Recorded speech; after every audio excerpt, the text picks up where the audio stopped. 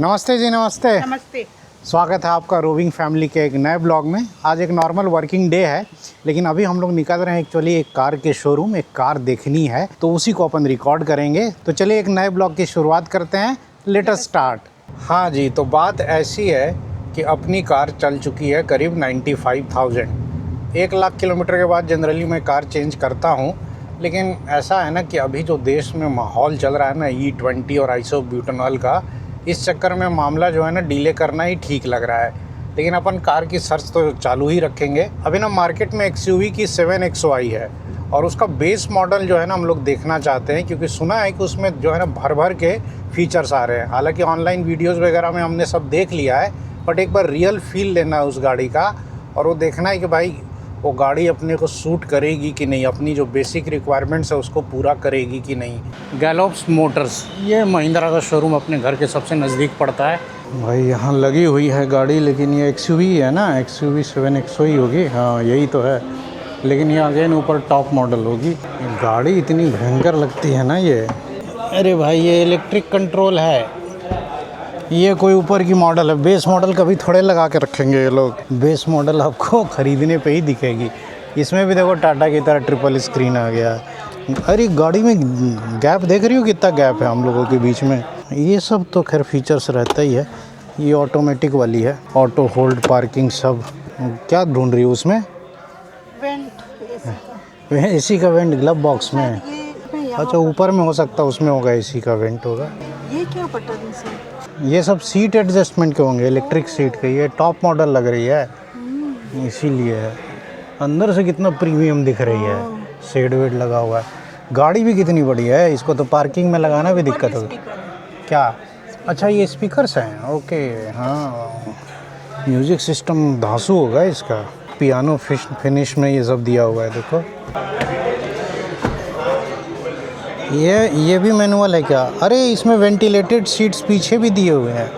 अरे ये 25 लाख वाली होगी, ये महंगी वाली मॉडल होगी।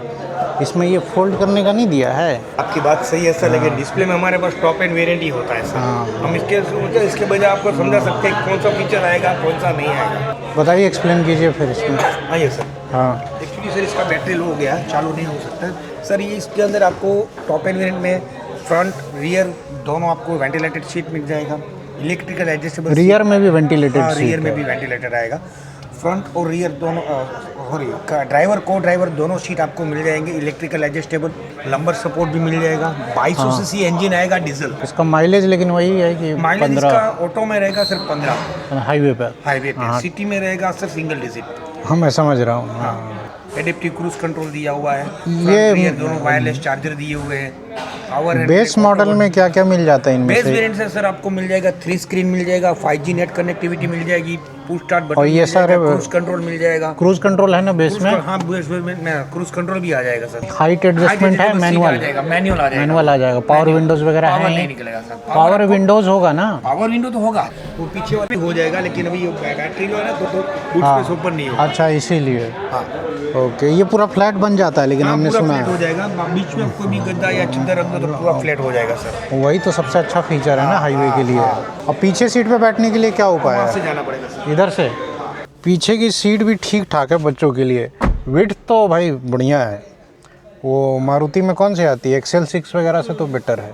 मेन तो है कि फ्लैट बेड इसमें बहुत बढ़िया बन जाएगा। ये तो अपन गिरा देंगे ना, क्रेटा से तो बहुत बड़ा बनेगा। साइज भी, डायमेंशन भी बड़ा है, बट डिक्की स्पेस मेरे को ना यहाँ कम दिख रहा है जब सारी सीट्स उठी हुई हों। वैसे भी अपन तो सीट गिरा के ही चलेंगे पीछे वाला, तो बूट स्पेस भी आपको पूरा मिल जाएगा इसमें। पीछे में भी AC वेंट्स वगैरह दिया हुआ है, देखो थर्ड रो में भी दिया हुआ है।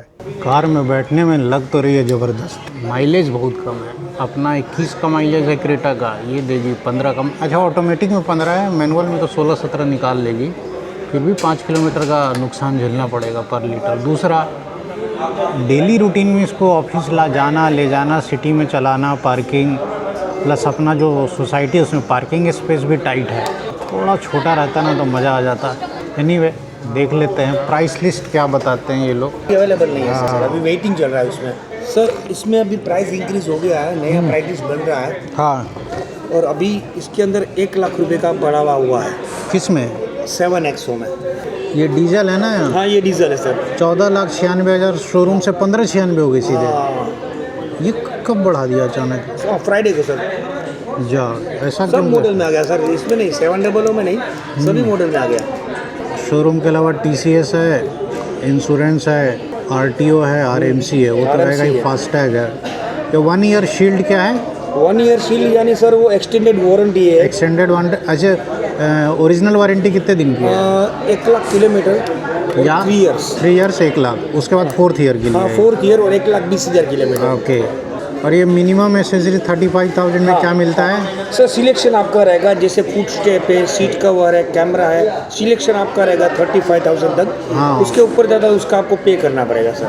ओके, तो ये 35,000 का एसेसरीज लेना ही है हाँ सर। शोरूम से? हाँ सर।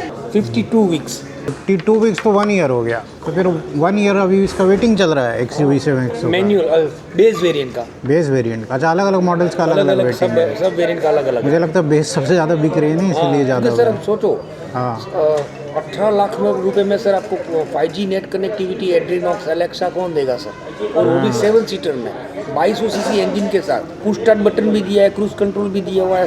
अच्छा, उसमें पुश स्टार्ट है बेस में भी? बेस में भी सर। अच्छा, और आपको 6 एयरबैग भी दिया हुआ है। 18 लाख रुपए में सर आपको कौन देगा इतना? बहुत लंबा वेटिंग है भाई इसमें। ये कितनी मंथली डिलीवर हो रही है? ये इतना कम क्यों? 25-30। तो ये महिंद्रा को नहीं समझ में आ रहा है, 1 साल कोई क्यों वेट करेगा?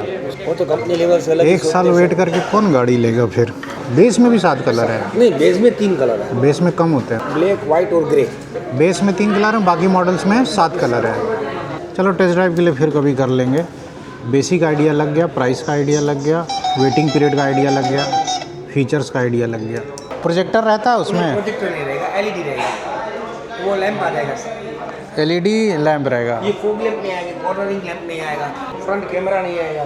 नहीं, वो तो ठीक है। हेडलैम्प भी पूरा सेटअप ही चेंज हो जाएगा।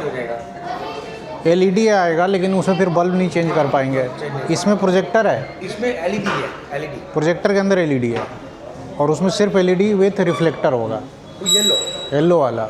गाड़ी तो भाई साहब ज़बरदस्त है, नहीं जी? बहुत प्रीमियम है। हम लोग एक्चुअली टॉप मॉडल देख लिए ना, हालांकि बेस मॉडल में भी इसमें दुनिया भर के फीचर्स है।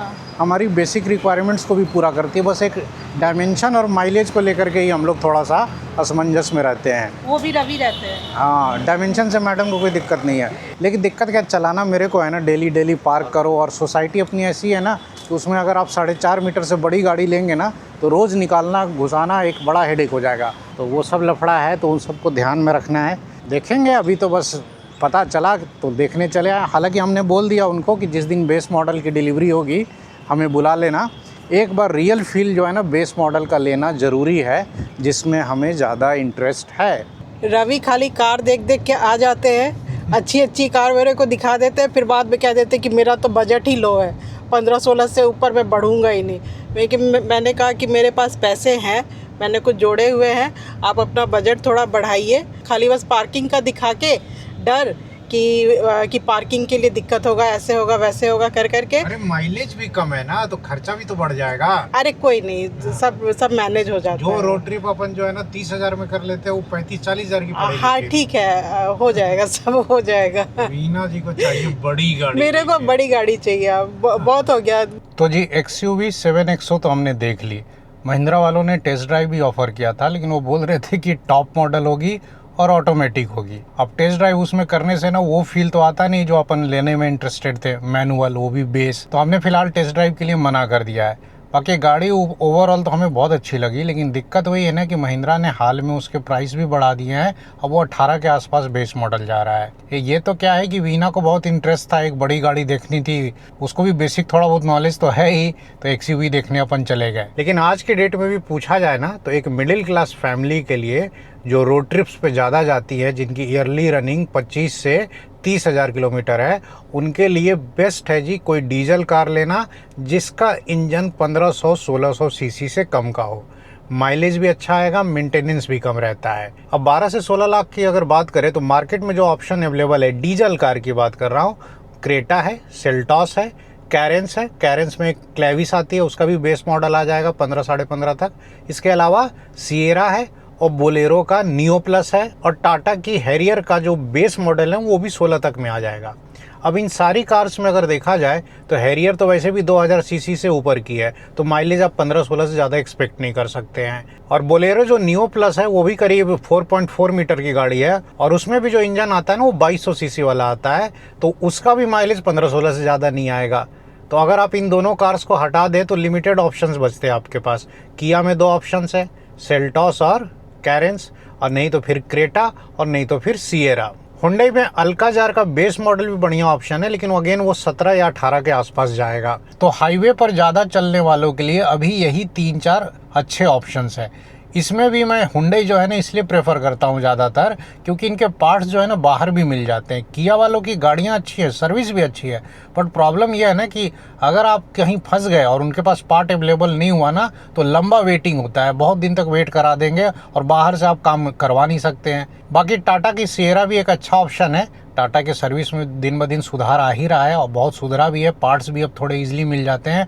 और सिएरा के साथ अच्छा क्या है कि उसके पार्ट्स आपको अब मार्केट में भी बाहर मिल जाएंगे। हुंडई, टाटा और मारुति ये पार्ट्स को ब्लॉक नहीं करते हैं कि डीलर से ही लेना है, तो बाहर से मिल जाएंगे, तो आप कार बाहर से भी बनवा सकते हैं। बाकी अभी जो इथेनॉल और आइसोब्यूटेनॉल को लेकर इतना हंगामा मचा हुआ है देश में, इससे एक बात तो कम से कम अच्छी हुई है कि सरकार ने इस बात को एक्नॉलेज किया, और अभी लग रहा है कि फ़िलहाल जो इथेनॉल का परसेंटेज है उससे वो रोल बैक तो नहीं होगा 20% से, लेकिन ये जो E25 और 30 लाना था ना, इसमें हो सकता है कि थोड़ा डिले हो। पर ये सारी दिक्कत जो है ना पेट्रोल वालों के लिए है।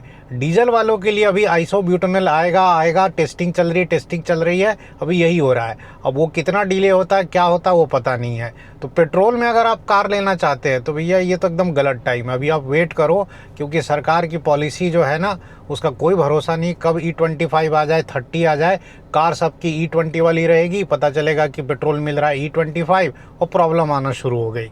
बाकी अगर आप ईवी में इंटरेस्टेड है, जेब में पैसे है, चार्जिंग फैसिलिटी है, तो ईवी लेने के लिए तो सोचना ही नहीं है, आप कभी भी ईवी ले सकते हैं। लेकिन जो हाईवे पे ज़्यादा जिनकी रनिंग है ना, ईवी उनके लिए नहीं बनी हुई है। इनिशियल कॉस्ट भी ज़्यादा है, रीसेल वैल्यू भी उसकी नहीं आती है। बाकी मेरा मानना तो ये है ना कि इंडिया में हाईवेज़ पे रोड ट्रिप्स करना है और आपको हमारी फैमिली की तरह कार में ना सोने की आदत नहीं है, आपको होटल्स में ही रुकना है रात में, तो बेस्ट है कि आप जो है ना 12 लाख से भी कम वाली कार लीजिए। 10-12 लाख के रेंज में भी आपको अच्छी अच्छी कार्स मिल जाएंगी डीजल वाली। हुंडई में वेन्यू है, किया में सोनेट है, साइरोस है, टाटा की नेक्सॉन है, तो ये सब कार्स ले सकते हैं आप। XUV 300 भी है। इनफैक्ट लास्ट ईयर GST के डिडक्शन के बाद ना ये कार्स तो एकदम वैल्यू फॉर मनी हो गई थी, क्योंकि सबसे ज़्यादा डिडक्शन का फ़ायदा ना अंडर 4 मीटर डीजल कार्स को ही मिला था। सबकी प्राइस में ना 50,000 से 1-1 लाख तक की कमी आई थी। अगर आपको हाईवे पे रोड ट्रिप्स करना है, बजट में रहना है, फैमिली छोटी है और पीछे बेड बना करके सोने वाला झंझट नहीं चाहिए ना, तो ये वेन्यू, सोनेट या आप नेक्सॉन ले सकते हैं। ये गाड़ियां आपके जेब पे भी हल्की पड़ेंगी, रनिंग कॉस्ट भी कम है और इनमें माइलेज भी अच्छा आता है और आपको ओवरऑल ट्रिप का भी एक्सपेंस कम रहेगा और बाद में जब रीसेल करेंगे तो अच्छा पैसा भी दे के जाएंगी। बाकी मैं जो है ना बहकावे में नहीं आने वाला हूँ। मुझे पता है कि ये जो हैरियर है या जो भी XUV है, जिनका भी इंजन 2000 सीसी से ऊपर है ना, वो 15-16 से ज़्यादा माइलेज नहीं निकालेंगे हाईवे पे। सिटी में तो भाई 10 का माइलेज देंगी और रनिंग सिटी में भी ज़्यादा है। तो ओवरऑल जो ट्रिप का एक्सपेंस मैं बता रहा हूँ ना, जो ट्रिप हम 30,000 में करते हैं वो सीधे 40,000 जाएगा। और over the time 1 lakh kilometre चलाते चलाते एक नॉर्मल क्रेटा और नॉर्मल XUV में ना कम से कम आई थिंक 2 लाख 2.5 लाख का एक्स्ट्रा खर्च आ जाएगा सिर्फ डीजल में। तो अपन तो जो है ना वेट करेंगे नई क्रेटा लॉन्च हो जाए तो बेहतर है।